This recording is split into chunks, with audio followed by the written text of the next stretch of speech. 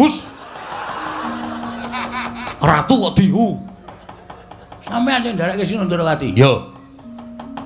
Iki sak ngerti kula, Ndara Werkudara niku wonge angel nesu.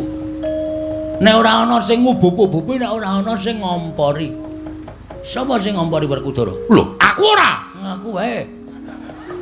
Ngaku wae. Glandang nenggala wae. Hus. Kuwi nggonku. Aku njaluk. Lho. Nenggala dijaluk piye? Butuhe aku ora mengerti para ya sampean kudu tanggung jawab. Sampean melu gawe masalah lungane Ndara Sedewa. Sampean ora gelem nemokke Ndara Sedewa. Kula sing ora trima. Lho, kowe nantang Baladewa. Lho ora nantang. Meng kula meng kepengin sampean tanggung jawab. Tegese kowe nantang karo Baladewa. Kowe nantang karo Rata Mandura. Apa mbek ora wedi karo kowe ayo? Nek ndi papane wong Bondo itu metu jaba legane atiku. Rugi. Apa wi? Ngerkoso-ngerkoso kok tak njaba. Rajos. Jiri. Ora sakakan gelem tanpa ayo. Karepmu piye? Pokoke sampean gelem golek apa ora? Aku ora gelem golek. Ora gelem ora gulung wae. Metu coba legane aku.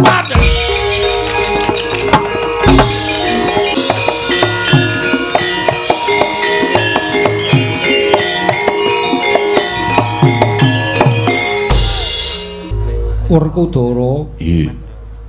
iki ora pangling kaya Panakawan Petruk kelawan Panakawan Bagong. Wah, pancen bener. Apa rumangsane kancane? Piyayi kok dijak salaman. Ya ngawur kok kowe. Dikipatke to tangane. Tanganku cocok pancana kae. Nggih. Tatu ora, Metu getihe. Ganti rugi ra. Ha terus kudu suntik. wah, njaluk dit. Ah, Petruk iki mbadarke senengane. Petruk dalem padha rarja sapraptamu. Pangestunipun Sinuwun Prabu Puntadewa wilujeng nering sambikala bekti kula kunjuk sinuwun. Iya Petruk ndak tampa pangestuku tanpa nana kula pun dinggo jimat paripe. Dayanana ing kasantosan. Panakawan Bagong padha rarja sapraptamu. Berkah pangestunipun Sinuwun Prabu Puntadewa wilujeng sowan kula tebih saking Ngrubeda. Iya Bagong sesuk meneh nek ngadhep ratu kuwi nyembah. Oh nggih. Ratu kok jak salaman. Keakraban Sinuwun. Dapure ora. Njur anggepe ratu kuwi karo kowe iki derajate adoh kok akrapan. Weh, dhek kudu sadar mbiyen ki dadi ratu mergo tak coblos. Ha iya. Kudu merakyat dadi tidak salaman masyarakat ki aja lara ati. Aku ora lara ati Bagong mung tata. Modar ora weh. Ngopo Tidak sekrup aku. kraton kok ana sekrup ora. Sesuk meneh aja ya Bagong. Nggih, mboten. Rarja sapraptamu. Wilujeng bekti kula sinuwun. Iya ya Bagong tak tampa pangestuku tanpa nana. Kula pun dinggo jimat paripe dayanana ing kasantosan. Petruk slamet tekamu. Wilujeng Den bekti kula kunjuk. Yo, tak tampa. Pangestuku tanpa nana. Kula pun dinggo jimat paripe. Bagong slamet tekamu. Bagong slamet tekamu. Gong ora gawe masalah. Jak salaman ra gelem e.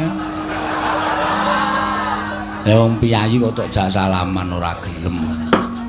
Semaur sing apik. Mengentunipun Ndara Werkudara wilujeng bekti kula kunjuk. Yo, penakno. Pun penak.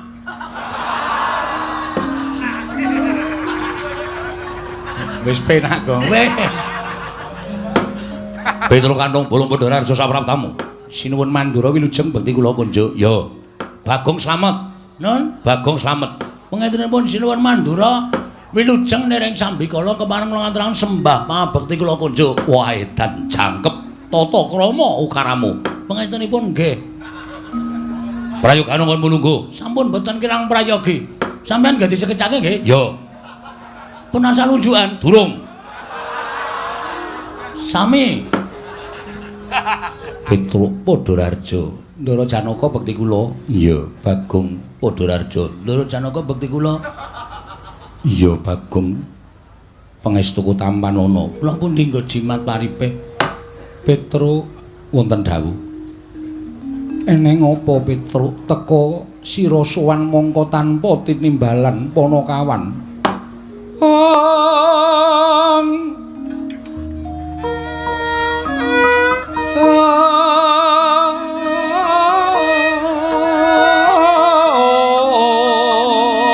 Drama Punapa ta mirah ingsun prihatin Mas Bagong mijil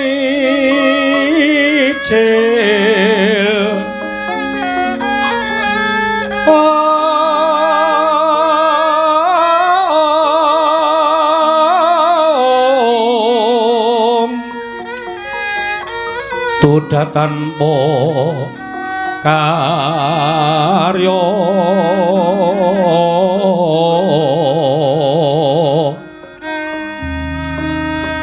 sangkang renemekan Gusti Gelong Reno sak sekarnya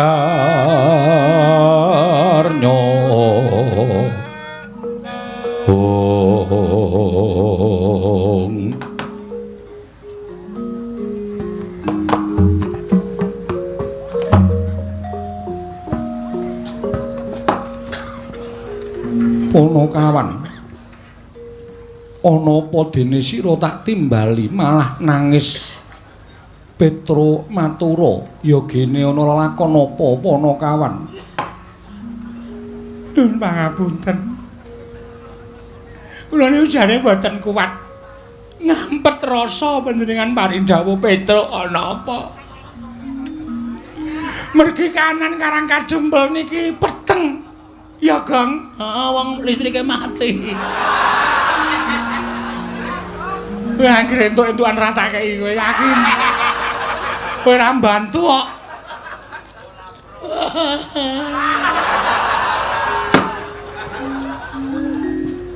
peteng sebabe apa Merem. Sik menengo sik. Engko tak nehi kalodhangan, tak nehi wektu ndagelo sak pol-polmu. Niki meneng sik. siap. Paham? Paham. Diem. Oke. Menak entuk dum Berdua. Mboten kanyono-nyono napa sinuwun Puntadewa niki mboten mireng kabar. ora Petruk. Ndara Werkudara mboten mireng. Ora. Ndara Janaka niki mboten mireng. Ora Panakawan. Pun anten sesasi niki bapak niku gerah. Syukur, mula nek mangani sikatan. Bapak niku gerah. Pun bapak niku ora iso napa-napa ming nglekar teng amben. Nek didelok niku ragane kaya wis ora duwe nyawa ming mripate kedap-kedip, kedap-kedip. Pun bola-bali kula bali Bagong niku mbudidaya goleke tamba ning ora ana sing iso nambani karo bapak. Mula kula gentenan kalih Gareng kalih Bagong niku nunggu bapak. Bareng ngonten bapak niku dek malam Selasa kliwon niku tengah wengi niku dehem monggo biasane ngombe niku kudu diselang. Niki lho nek mboten percaya buktine Bagong niki sing sok nyelang. Maem ya wis ora iso, mimik ya wis ora iso. Bola-bali ming ambegane saya sero ngorok teng mriki niki mergo kean udut. Iya. Lah tengah wengi malam Selasa niku bapak niku paring dawuh kalih kula, kalih Gareng, kalih Bagong. Bapakmu dawuh kepiye? Destun temen Pandhawa nganti ora ngerti ento Kakang Semar nandhang raga. Werkudara Kakang Semar lara banget. Wah, Petro ora wadul, ora matur karo pepunden Pandhawa. Lagi saiki kowe matur. Petro mbok yo sowan ning Madukara. Kok kebangetan temen Kakang Semar nandang gerah kok kowe ora matur karo pepunden. Repot. Sibuk. Lah saniki kula matur bapak niku paring dawuh. Truk. Kowe sowan ning pepunden Pandhawa. Aku nyuwun pepunden Pandhawa rawuh ning Karang Kadempel 5 cacahe sinambi mundi pustaka Jamus kelima sada. Ngoten niku. Ora kena gotang Pandhawa kudu jangkep 5. Ndara Puntadewa, Ndara Werkudara, Ndara Janaka, Ndara Klasdewa, Ndara Puntadewa mundi pustaka Jamus 5 sada kuwi dadi srana mbok menawa nggonku Waluya Nirmala Temah Jati, Jati Temah Mulya ngoten niku. Mula sowan kula mriki diutus kalih bapak supados mboyong Pandhawa gangsal cacahipun rawuh wonten ing Karang Kadempel sinambi mundi pustaka Jamus kelima sada. Sakaken bapak Ndara awi kula derekke rawuh teng Karang Kadempel sinambi mundi pustaka Jamus kelima sada jangkep Pandhawa gangsal. Nek panjenengan boten rawuh teng Karang Kadempel yakin bapak mesti sedo. Ya, Kang. Mergo bapak wis mboten gadahi kekuatan babar blas. Pun kula Yasin kaping 3 lho. Nek mari ya bek mari, nek sehat ya gek sehat. Ning ora ana undhane babar blas. Winganane bengi Dek Petro mboten nonton kalih gareng ya mboten nonton kula wis omong karo bapak, Pak, mati ya mati ning warisan didumsik. Tak duparaimu lho kowe. Tak dupak genti. Lho. Bapakne kok ngame-ame warisan supaya aja nganti congkrah, Tru. Bapak wis kaya ngono wis ora iso piye-piye. Nek bapak ngerti sak ngono ya. Piye lek arep ngedum warisan? Kowe mesti malak, gareng kae meneh, arep cilik ning mecakil kae. Mesti apa-apa dihaki. Aku entuk apa? Aku ki mung wong sarwa ngalah. Omahe mung manggon ning pawone bapak aku ki. Ya mesake kok. Kowe njaluk bapak, ora tau dikeki. Petro dalem mundur sithik. Mundur kok, mundur. Lah. Ngapae? Ratu dilungguhi sikile ora. Sorry. Ora sengaja kok ya. Salahe nang kono. Loh, dhisik aku. Oh iya, Dik. Ngapunten. Kowe tak jarwani ya Petro. Nggih. Yen to bapakmu mbutuhake Pandhawa 5 cacahe dina samengko ora kelakon. Lho. Sebabe Mara sawangen. Kadangku ingkang mapan ning pepungkuran iki etungen cacahe pira? Ditunggu. Ji, ro, lu, pat, mo. Lho kok 6? Iki rasa. Kowe kok nang kono to, Yem? Ngisru-ngisruhi pikiran kowe. Minggir. Ora wayahe kok ceniningan nang kono. Tunggal kalih 3 sekawan. Tuh, jiro lupat. Lho, kok mung papat, Tru? Papat. Kok namung sekawan? Kowe tak kandhani ya Petro. Nggih. Kadangmu utawa pepundenmu ya kuwi Yayi Sedewa ninggal praja. Lho. Sebabe Merga didukani kelawan bendaramu Njodipati. Lah kok iso didukani sebabe apa? Merga Sedewa nggondheli pustaka Jamus kelima sada. Lah pustaka ajeng dipotong pundi? Disuwun ngambil Koko Prabu Ndarawati. Lah kok Sinondrawati ora ana? Petro ora seru-seru. Aku nek tok oyak kaya ngono ki gendandapan Petro. Ratu gendandapan. Merga Koko Prabu Ndarawati rawuh ana ing negara Ngamarta nyuwun ngambil pustaka Jamus kelima sada. Pandhawa nyaosake marang pusaka marang Koko Prabu Ndarawati nanging mung Sedewa ingkang nggondheli. Oh, dong kula. Dodok seleng perkara kula wis paham. Dadi Ndara Sedewa niku nggondheli pustaka Jamus miyang jimat Klimasada. Mergo ajeng disuwun ngambil Sinuwun Prabu Ndarawati. Lah Sinuwun Prabu Ndarawati alasane napa? Dasaripun napa kok nyuwun ngambil pustaka Jamus Klimasada? Mergo Ndarawati ketaman pegebluk. Bisane waluya yen to tinumbalan pustaka Jamus Klimasada. Terus alasane Ndara Sedewa ora ngentukake merga pusaka kuwi dadi pusakaning Pandhawa lan pusakaning para kawula. Pustaka kuwi penguripaning para Pandhawa. Yen Pandhawa koncatan pustaka Jamus Klimasada, wong kang ora seneng marang para Pandhawa, nggone bakal gawe sengsaraning para Pandhawa angel mijet poe ngranti suwe banyu sinaring Petruk. Oh bener. Bener niku.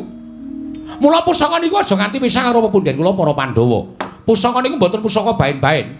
Nek Pandhawa koncatan pustaka Jamus Klimasada, Pandhawa niku dadi ora duwe kekuatan, apes kekuatane. Nek ana wong sing ora seneng karo para Pandhawa, gawe cintrakaning para Pandhawa niku angel mijawa nganti suwe banyu sinare niku pas. Ngendikane Ndara Sedewa niku bener. Mula Sedewa tumuli nggondheli. Lah niku bener. Nanging ngertiya sing nyuwun ngampil pustaka Jamus Klimasada kuwi Koko Prabu Ndarawati. Koko Prabu Ndarawati kesembaning para Pandhawa. Nek cara kula mboten nyawang sembahan.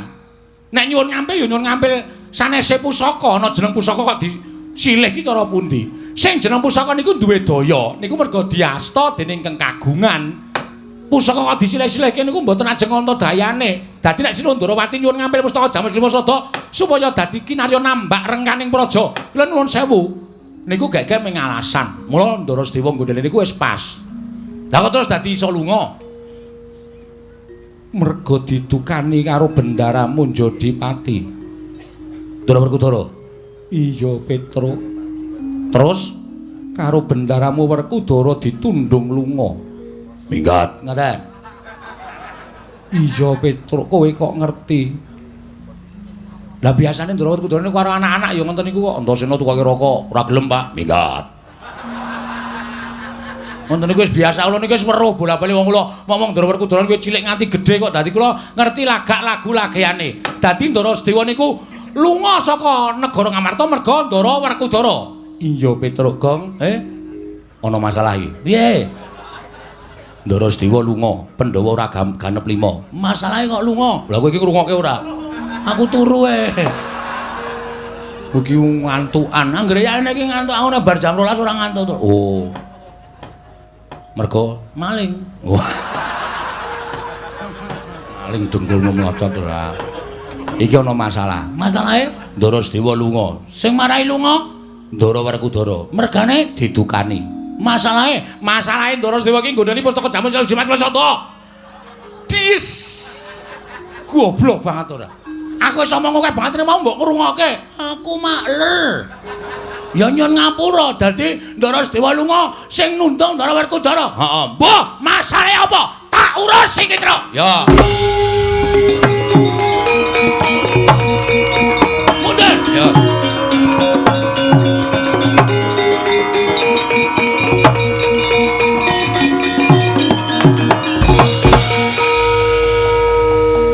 Kula tak takon karo sampean. Wah, Bagong wong edan. Karo Bendara nuting-nuting. Sampeyan ngaku aja goro, satria ku nek goro cetel kasatriane. Perkara apa? Kowe nundung Sedewa, ha. Kowe nundung Ndara Sedewa apa ora? Wah, iya. Jasare apa aku tak takon? Sedewa wani karo aku. Dikandhani ora nggugu, aku wegah duwe dulur yen dikandhani ora nggugu.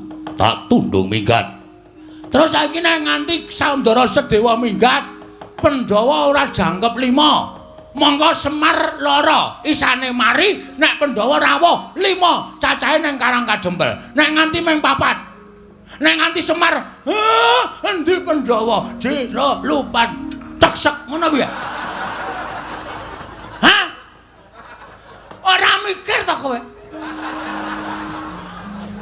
Kula kandhane nggih, Den, Pandhawa niku aja nganti godang. Merga Pandhawa niku nuwun sewu, 5 cacah iki wis ngrambangke dhewe-dhewe. Ndara Puntadewa kuwi nuwun sewu. Sing barep kuwi nglambangke Ndara Puntadewa kuwi ora tau gelem perang, ora tau gelem tumindak ala, ora tau gelem tumindak sasar susur, watake resik, lahir batin manembahe taberi nyembah karo sing gawe urip. Mula Ndara Puntadewa ki perlambang wong sing manembah karo sing ngakarya jagat. Sampeyan ki kasantosan. Ndara Janaka kuwi tresna asih. Lho, kabeh wis lambangke dhewe-dhewe. Kok dadi Ndara Sedewa kok tak tundung lunga? Wah, Bagong ora basa aku iki bendaramu. Kowe kudu nganggo tata krama ora basa karo aku. Tuwa sapa Werkudara Bang? Tuwa kowe. Nah, aku ora basa ora masalah. Ora bakal kualat karo kowe. Kowe iso kaya ngene iki mergo aku sing budidaya. Kowe iso dadi satriya, sampeyan iso lengganing Jodipati, nek aku ora ngewangi Babat Wanamarta jaman semono. Apa entuk Pandhawa negara Ngamarta? Kowe ngewangi apa? Kowe meneng wae cangkepe ra satrep. Ora kowe iki ngewangi ora. Kowe meneng. Meneng diem. Iya, iya. Aku nek omong apa-apa kuwi pokoke ngiyoi. Yo yo yo. Ngono entuk didomong loro. Apa-apa kok didomong loro. Hah? Nek kanan kaya ngene sampeyan notohke nyawa. Nyawane sapa? Nyawane Semar. Nek ngono sampean seneng Semar mati, ha? Nek ngono sampean seneng Semar mati, ya. Sampeyan bunga Semar mati. Wah, Bagong. Ilang tata kramamu karo aku. Kowe wani karo Werkudara. Nuwun sewu, kula ora wani karo Werkudarane, ning wani karo pambegan sampeyan. Sing rumangsa bener dhewe, ora iso disalahke. Kula ora setuju carane kaya ngono kuwi.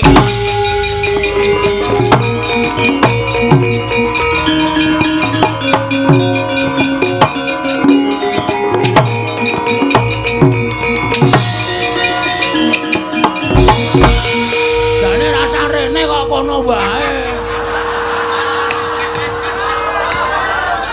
Lah ngopo? Aku tratapan. Tratapan, Dik. Dik. Malah. Ayo.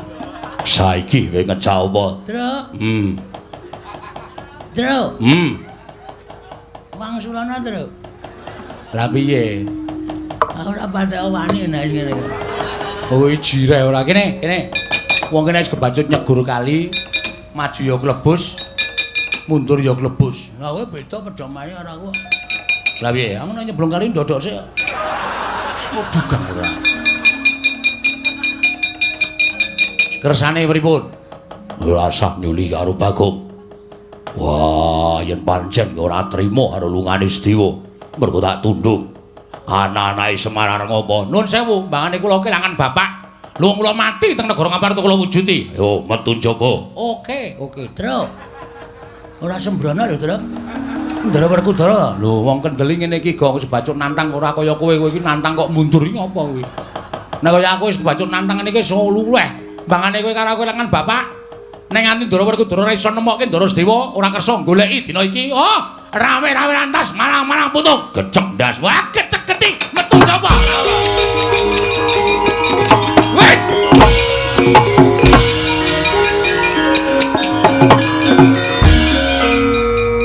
Nuwun sewu. Piye, Bagong? Anane kedadian kaya ngene iki mau merga Kresna nuwun sewu Sundarawati nyilih pusaka jamus Klimasada. Iya. Sapa sing ngeterke tekan kene? Koko Prabu Ndarawati diderekke Koko Prabu Mandura. Nah, iki sumbering masalah. Hus. Ratu kok dihu. Sampeyan sing nderekke Sundarawati. Yo. Sampeyan ngerti mboten Sundarawati niku tenan-tenan apa ora negara Ndarawati ketaman pegebluk. Yai Prabu Kresna rawuh ana negara Mandura. Dheweke ngandhake karo aku matur karo anakku yen to negara Ndarawati ketaman pegebluk. Bisane walyana Remna Majati yen to tinimbalan pustaka jamus Myang Jimat Klimasada. Aku dadekke seksi supaya melu selane negara Ngamarta. Terus aku matur nang Yai Prabu Darma Kusuma. Yen to para Pandhawa kudu ngelingi lelabuhane Yai Prabu Kresna. Tumuli dadi geger iki mau. Ah, iki. Sak ngerti kula, Ndara Werkudara niku wonge angel nesu. Nek ora ana sing ngubup-ubupi, nek ora ana sing ngompori. Sapa sing ngompori Werkudara? Lho, aku ora. Ngaku wae. Ngaku wae. Glandang nenggala kowe. Hus. Kuwi nggonku. Aku njaluk. Lho. Nenggala dijaluk piye? Butuhe aku ora mengerti para ya sampean kudu tanggung jawab. Sampean melu gawe masalah lungane Ndara Sedewa. Sampean ora gelem nemokke Ndara Sedewa. Kula sing ora trima. Lho, kowe nantang Baladewa. Lho ora nantang. Meng kula meng kepengin sampean tanggung jawab. Tegese kowe nantang karo Baladewa. Kowe nantang karo Rata Mandura. Apa mbek ora wedi karo kowe ayo. Nek ndi papane wong Banda itu metu jaba legane atiku. Rugi. Apa wi? Ngerkoso kok tak njaba. Rajos. Jirih. Ora sakakan gelem tanpa kon ayo. Karepmu piye? Pokoke sampean gelem golek apa ora? Aku ora gelem golek. Ora gelem golek gulung kowe. Metu coba legane atiku.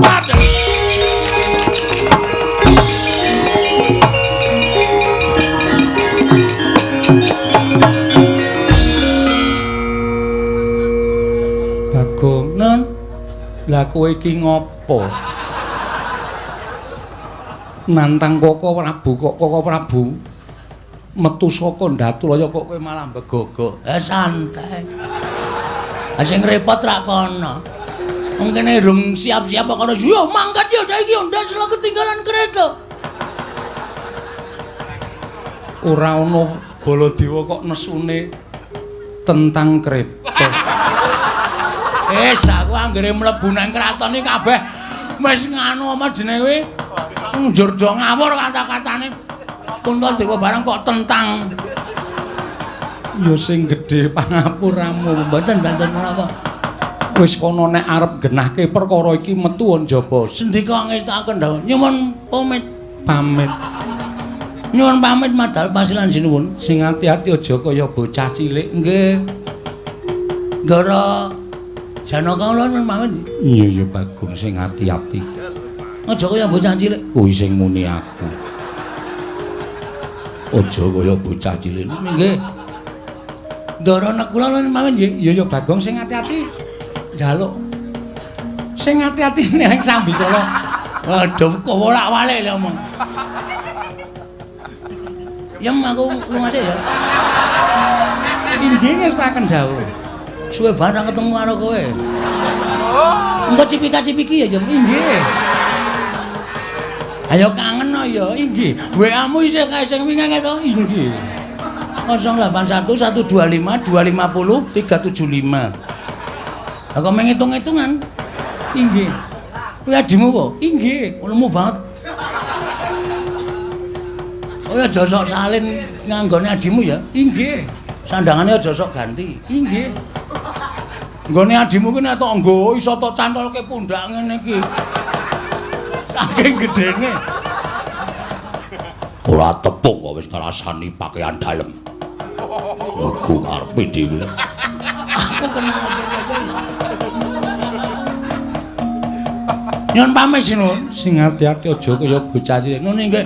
Mergi nek nganti kula mboten ngelingke Petro iki nek pun nesu wah. Bebayani tenan, yakin sumpah. Mboten mantra-mantra wujuding Panakawan, bedane karo sapa-sapa ora wedi. Apa ya Nggih. Dek winganane malam Setu nika gelut kalih Bathara Narada. lho? Perkarane apa Bagong? Susukan teng jero kotak.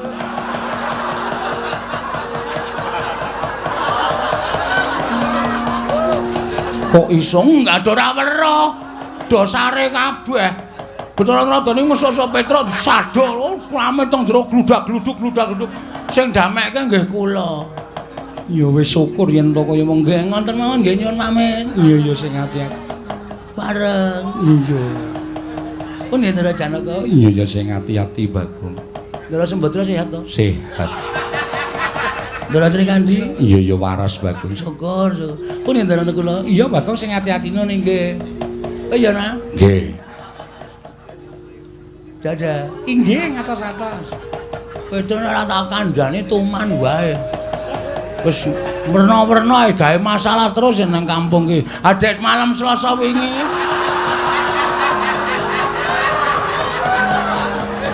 Malam Selasa ngapa? Ora do ronda. Remi dolanan iku mengitungan kok kancane do ditempilingi. Nek mboten kula pisah ajur sak kampung. Kula terus mlayu saka omah tak eleke, "Truk, iso meneng ora?" Langsung linggo. Petruk wedi karo kowe gila. Oh. Nggih mun ngoten mawon nggih ngabari tok. Iya. Njing ampun gawe anu tatu atine Petruk. Iya, Bagong. Nggih pareng. Iya. Monggo. Iya, Bagong. Pun Indra Janaka. Iya sing ati-ati. Ndara Abimanyu sehat to? Sehat. Ndara kula nyuwun pamit. Iya sing ati-ati, Bagong. Kok ya nak Nggih sing ati-ati, cerewet wae. tonyo modar wae. Durung entuk-entukan dilokke. Kon ngoten mawon nggih sinuwun. Iya sing ati-ati. Nggih mengke ndak selak Petra malah gelut kali Ndara Baladewa. Ya nek Baladewa menang, nek nganti kalah napa mboten mirang-mirangke ing atase Ratu Mandra niku Ratu Digdaya Sekti kalintang jayane perang kok nganti kalah karo Petra. Ha iya ta? Iya. Ngoten nggih? Iya. Are Iya. pun nggih? Iya, Bagong. Pun nggih? Mbah, ora caturan. Oh iki wis krasa iki sing. Nek ora ngoten ndak ora rampun-rampun. Ya, kula tak metu tenan sanipun mboten ajeng teng mriki mboten ajeng pamit wong tak pamit ya ora duwe perasaan babar blas. Oh nggih? Iya. Kula niku ya gumun. Aku ya gumun Sebabe kok cerewet. ora dikai dhuwit kok. Bagong Ratu lenggah Sriwaka ora nggawa Prabiya. Waduh. Ndara Janaka, Mengko yen wis tekan Karang Kadempel tak paringi. kapan? Ya mengko mesti tekan kono, Bagong. Ndara kula Kan duwe. tegas iki aku seneng nek tegas niki malah seneng. Nek wong tegas ki sing kere tetep kere sing sugih tetep sugih. Ngono kuwi karepku. Nggih sampun nyuwun pamit madal pasilan. Sing ati-ati aja kaya bocah cilik. Nun nggih. Pareng nggih. Iya.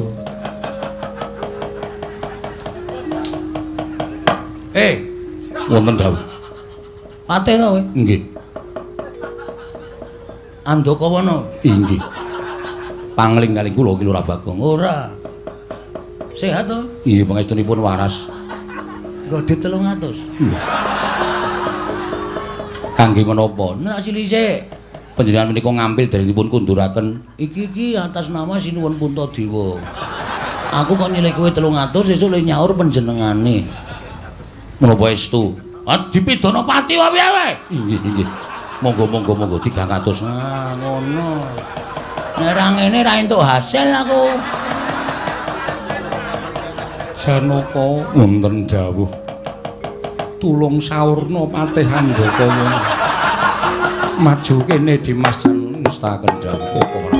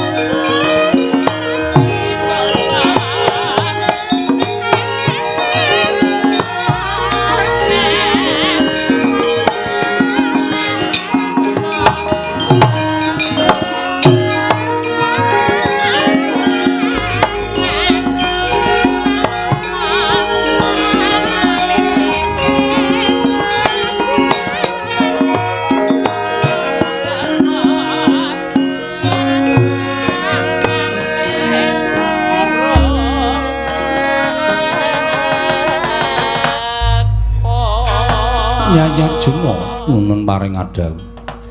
Tan murungu negara Ngamarta dadi ajanging pasulayan krana Petruk ora narimakake Werkudara nggone nundung lawan kadangmu Mbumira tawu. Koko Prabu. Kepareng-paring dawuh menapa? Tatanen para kawuran Wajabala aja nganten ing kasemyok ing aradan luwih-luwih bisa ngandhak kamurkaning kadangmu anenggak ya kuwi Yayi Werkudara sartaning Koko Prabu Mandura dimen supaya padha eling lamun Petruk lan Bagong kuwi nyata Panakawan Pandhawa nuwun ngestaken dawuh yen pamit madal pasilan sing ati-ati aja kaya bocah cilik nekula lunting ngadhawuh Prabu budal kang padha seba ingsun kundur ngedaton kawula nuwun ngestaken dawuh nyuwun pamit madal pasilan kaya wis ora ana dawuh maneh Yayi nekula purna gadining pananggilan sanata sukundur ngedaton jeluk saking damparan kenapit gambaran gading kadharaken sangganing promban cedhi manggung ketanggung Joko paloro-loro inggih sami ngambil pacaraning keprabon kawis tinggal saking Mandra tindaknya Sri Naranata lamun kakinon saking Mandra kaya gumebyar busanane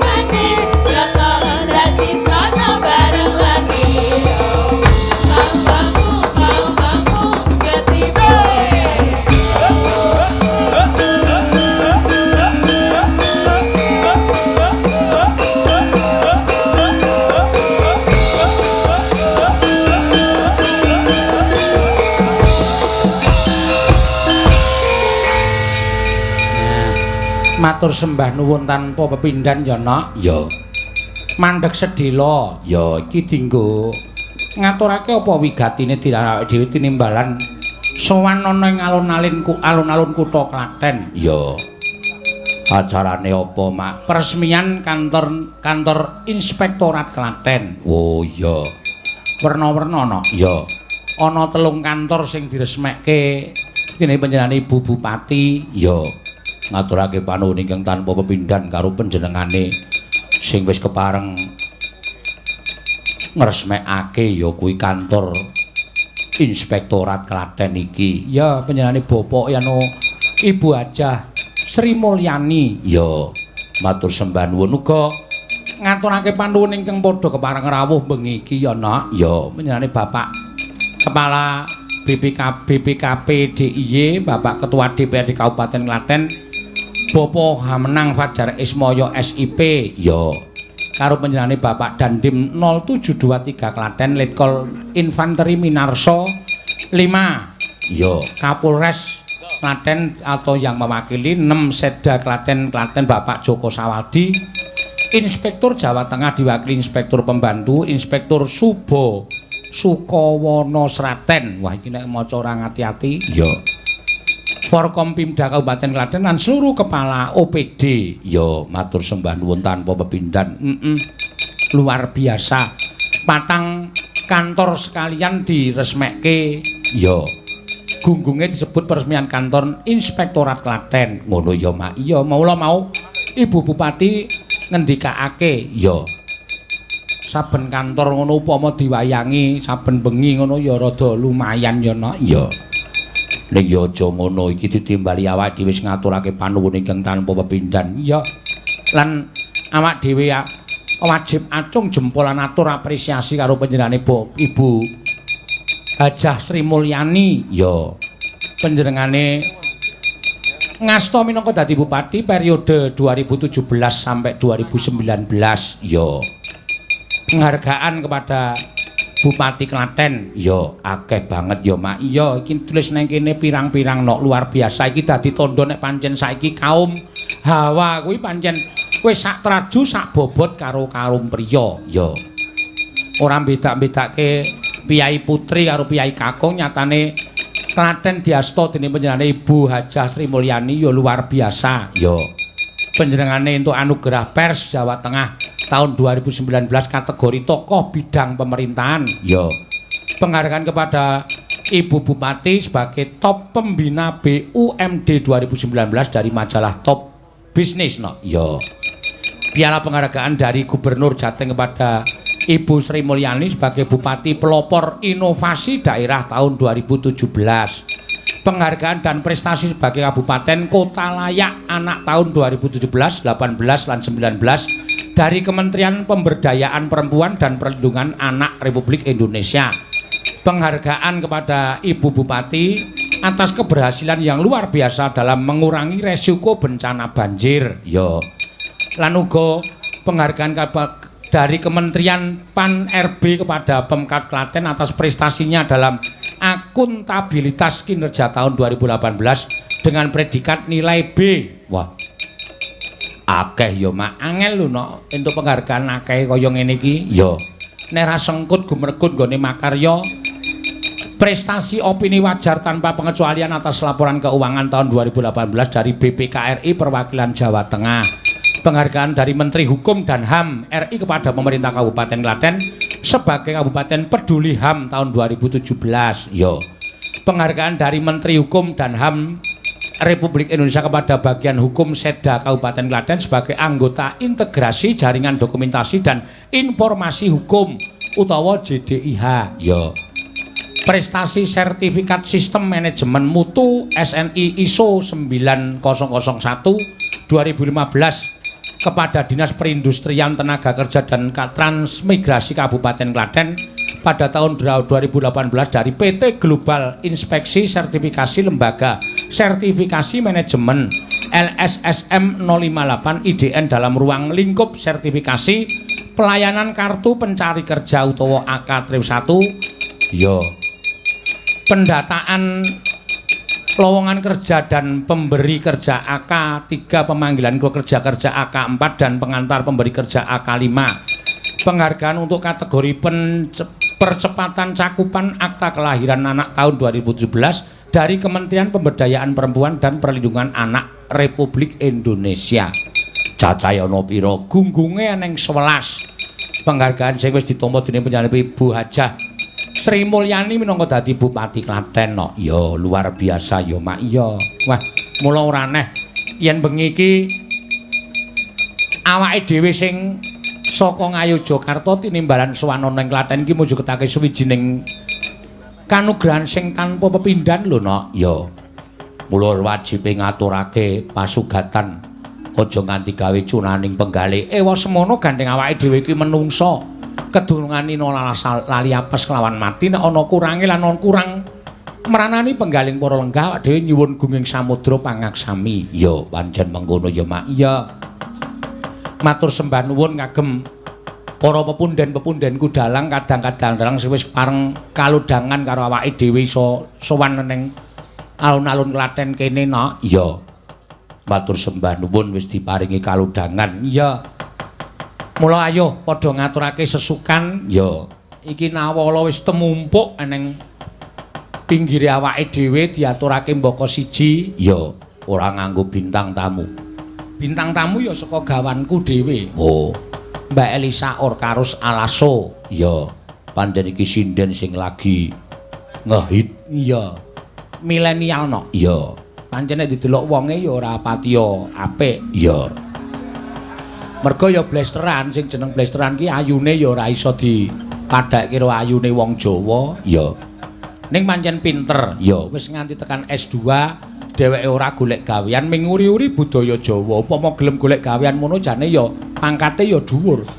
Ning tak tari golek gawean samboten Pak kula lajeng saya mau terus berbudaya Jawa bersama Bapak. Oh ya sakarepmu. Ya.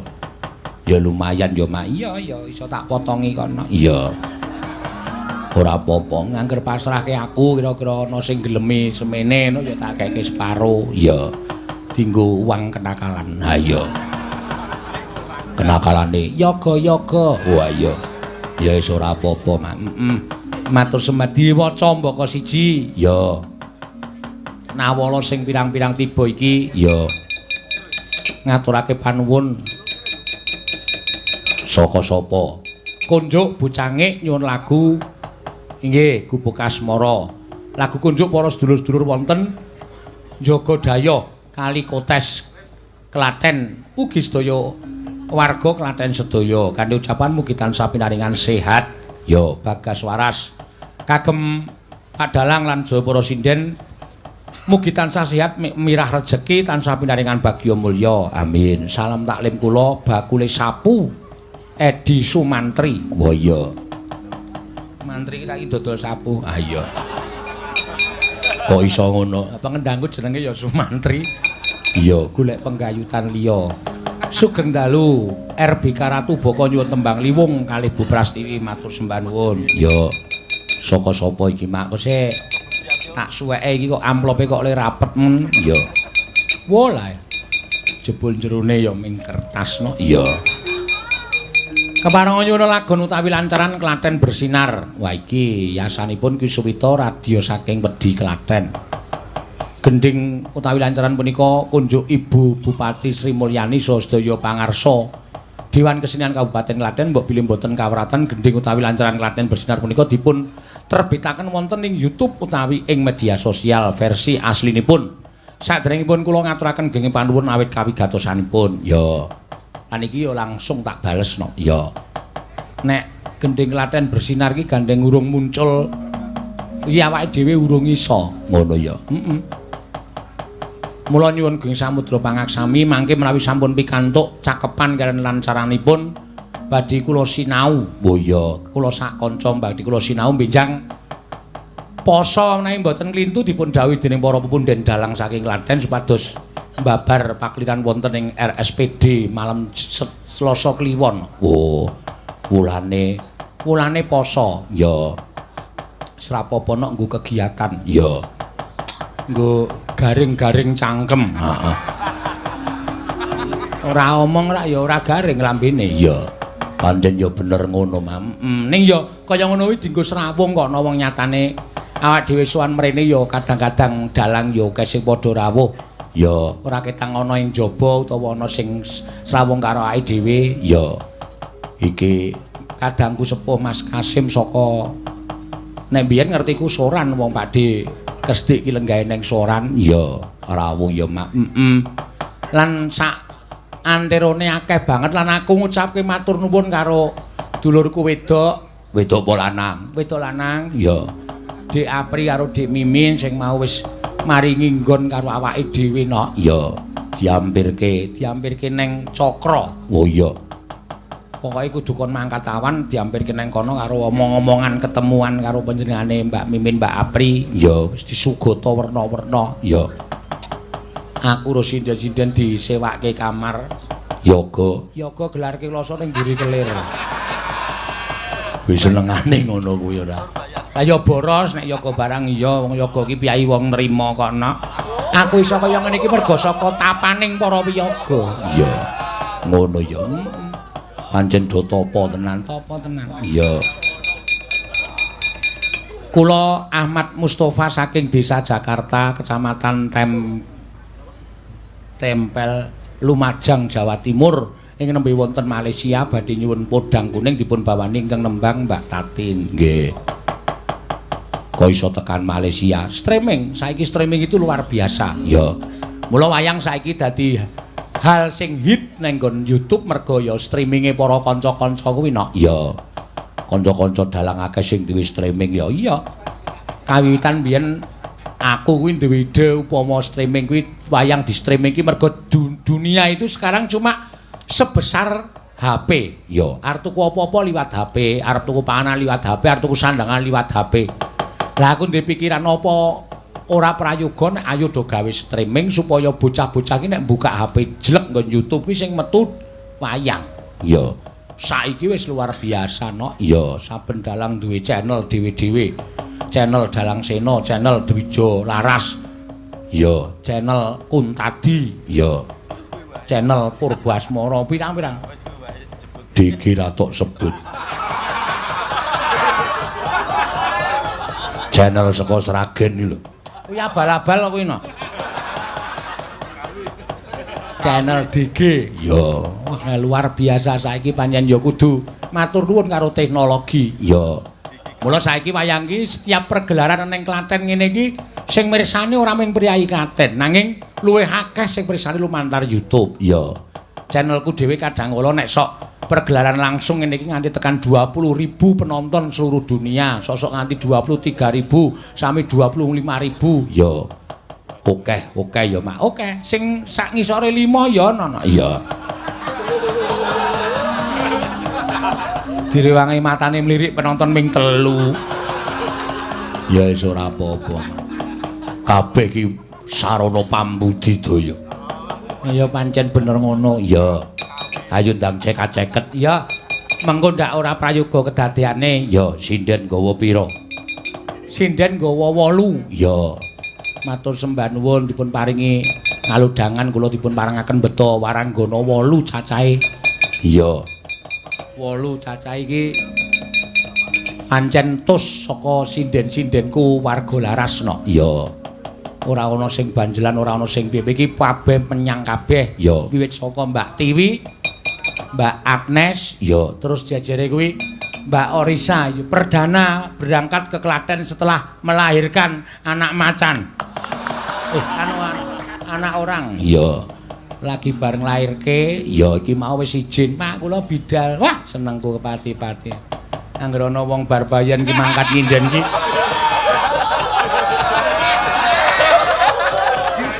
Wayang aku werna-werna. Iya. Ambak kepethuk mau lho, lara tenan to. Iya. Mbak Orisa Iya. karo Mbak Ika. Iya. Terus jajare iki Mbak Elisa, karo salah satu nomor 4 saka nomor 5 saka kene. Jajare Mbak Elisa kuwi Mbak Tatin, Mbak Ayu, terus jajare kae Bu Prastiwi, Iya. penganut ilmu hitam. Ayo. Prastawa panganut ilmu hitam. Luar biasa no. Ya, ayo diaturke mboko siji pamundutan. Aja nganti kliwat. Iki ana sing kepareng nyuwun apa mak iki mau akeh banget no. Ya. Podang kuning ya ana, mengko Mbak. Elisa dhisik ndak sak dinteni karo nyari Bupati Ibu Hajah Sri Mulyani. Ya. Sebut wae Elisa, or karo Elisa, or karo Elisa, or karo ya. Ayo sa. Jumeneng Mbak Elisa. Ya. Kaya iki cah pinter. S2 kok mung trimo nyinden turut tarup. Lah upama dadi sekretaris rak ya iso to dasare isih enom, ayu. Kok emoh? Iya. Ya gun mengke kula tak ngelamar ngene bupati. Dadi ajudan gawake sandal nggih purun kula Bu.